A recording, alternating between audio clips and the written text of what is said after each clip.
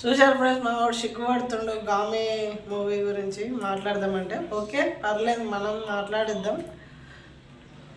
నాకు మూవీ అయితే చాలా బాగుంది, విఎఫ్ఎక్స్ బాగున్నాయి, స్టోరీ లైన్ కొంచెం కొత్తగానే ఉంది.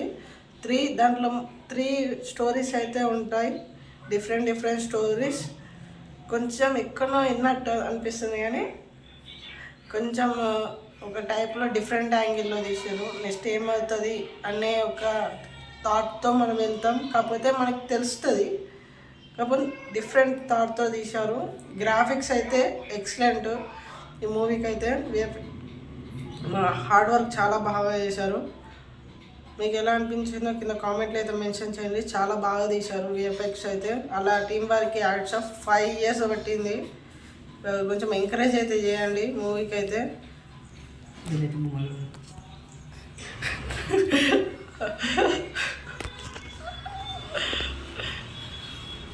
మావాడు ఏమంటుండే అంటే, పర్లేదు నా అంతా కాకపోయినా బాగానే తీసిండు అంటాడు. నువ్వు ఎన్ని సినిమాలు తీసావురా? ఎన్ని తీయలేదట. ఏమన్నా మాట్లాడరా అంటే మాట్లాడతలేడు, పక్కకు కూర్చోబెట్టుకున్నా, ఏదో రివ్యూ ఇస్తాడేమో అని.